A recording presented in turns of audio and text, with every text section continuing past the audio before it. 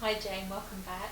I always love talking to you. Thanks, Sharon. Yeah, we seem to open up some cans of worms, don't we, when we talk? Well, it's a good thing to do, isn't it?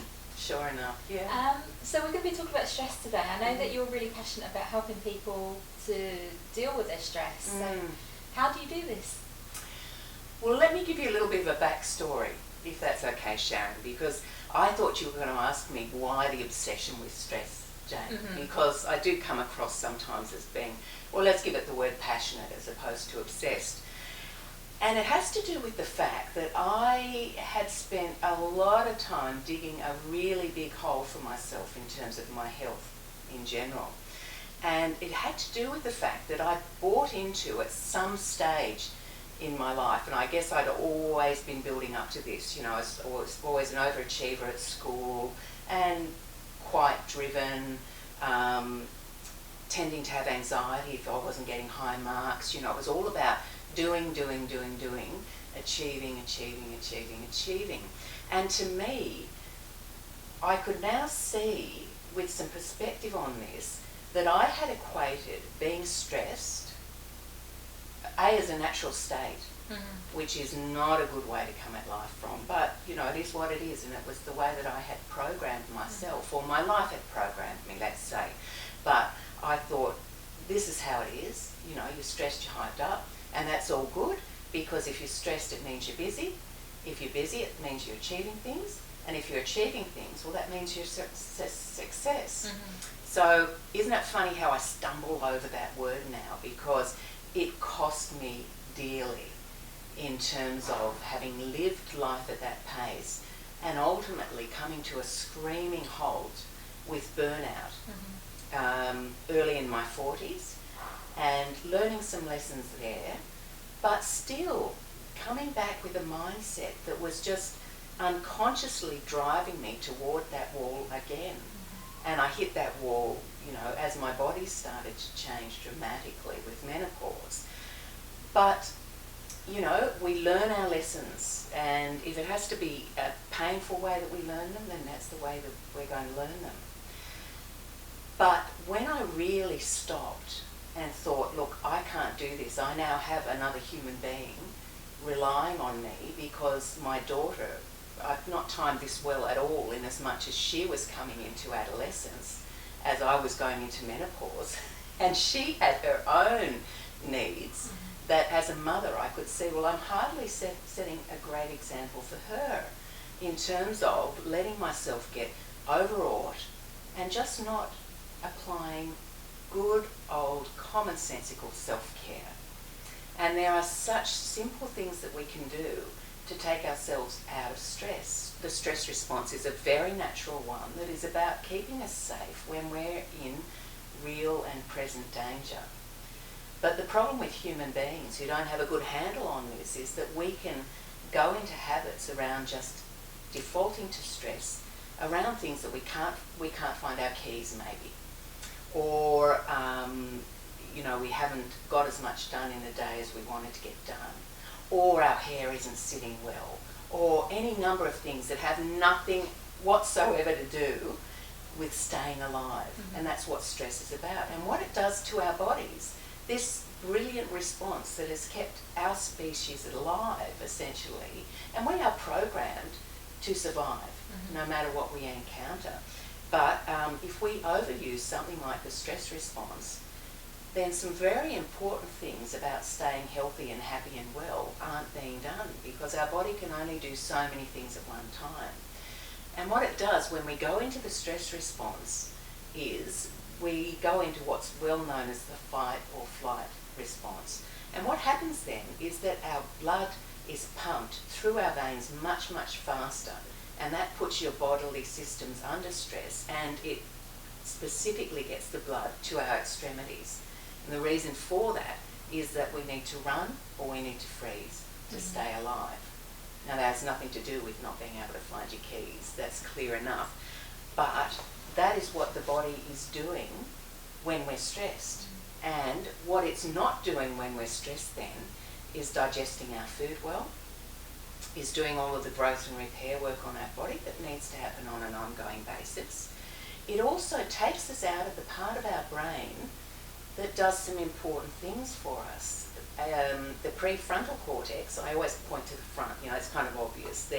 There's that part of the brain, and then there's the really prehistoric part of the brain back here toward the brain stem cell, which is called the limbic system. Part of the limbic system is all that survival instinct. When we're in the limbic system, we don't have access to the stuff in the prefrontal cortex, or the stuff, I should say, that the prefrontal cortex does. That's all of our higher order thinking, all of our decision making, our ability to think clearly, to understand the consequences of our actions.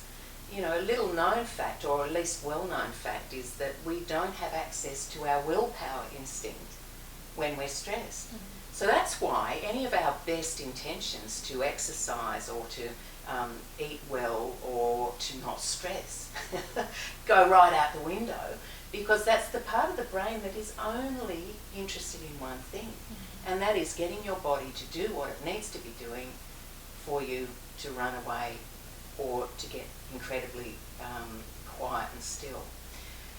So what do we do about this? Really was your initial question.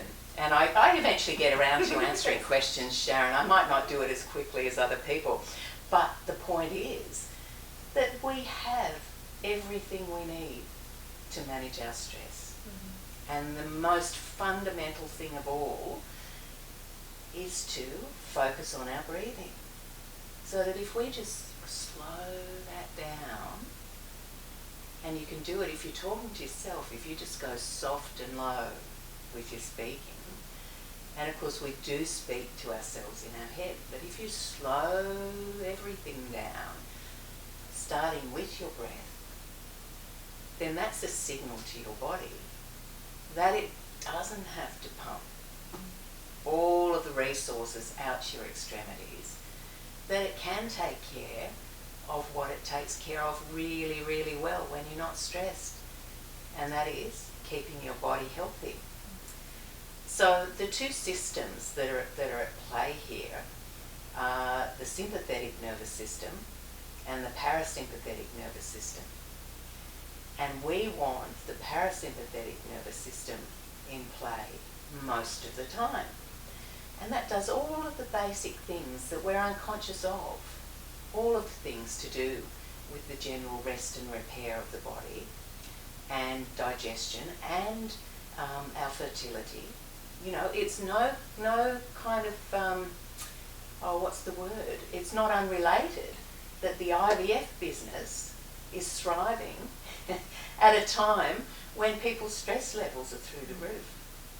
Your body doesn't have time to make babies, people, if it's on standby to run away, for you to be chased by an axe murderer or something. Don't stress the fact if your keys are lost and you're running late for a meeting, your life is not at stake. And in fact, if you go out of the stress response, you'll probably find your goddamn keys.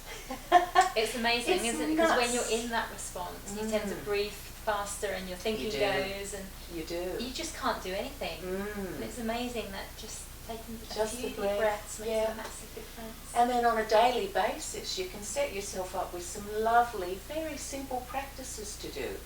When you wake up in the morning, if you just take a moment to just tap in to your breath, to bring yourself right into the here and now. There's plenty of time during the day for you to be thinking about what you need to be doing. Just give yourself a moment when you first wake up to just be. Just be there. That really changes the way then you go about getting yourself ready to get out the door, to go to a job or whatever it is that you have to do.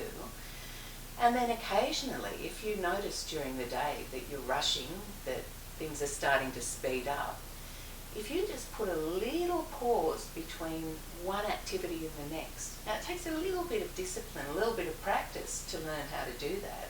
But if you're, let's say, washing the dishes and you've got to go then and do the lunches for the kids to go to school, if you just finish the dishes and then just go and do the lunches. Just a little pause, because you're then not running from one thing to the next and the whole day is a blur. And then your whole life becomes a blur if that's the way you habituate around doing things in that way. But we can untrain ourselves. That's the beauty of human beings. And Norman Doidge's wonderful book, The Brain that Changes Itself, is one that I really recommend to people, because we can unprogram anything that's been programmed in that's a problem for us. But awareness is the key initially. So just pausing through the day and watching what you're doing and putting some time in between the doing to just squeeze in a bit of being. So I hope that's helpful. Yeah, I really love talking about this, because if there's one thing that lands with somebody who is finding their life derailed by just doing, and just not recognising that their body can work so much better with a different frame of reference. And that's available to everybody. It's a beautiful thing. Cool, thank you. Thank you for coming in today. That was fantastic. I know that in the past I've suffered with stress and anxiety, and you know, there are some of the things that I put into place, and you know, even I was so busy that I wouldn't eat, and I'd forget to eat. I didn't even think about it, and you know, I would put a reminder in my diary. Okay. And so it would sort of like ping at me. It's like, right, you've got to go and eat now, and then like 15-minute break. And once I started getting into that habit, now I do it. Now I give myself time and I make sure that I eat. Yes. But it's about breaking that habit, isn't it? It is. And restarting that new habit. And that's a pretty cute idea that you had. You know, we think technology is driving us forward in this way too. But look at that.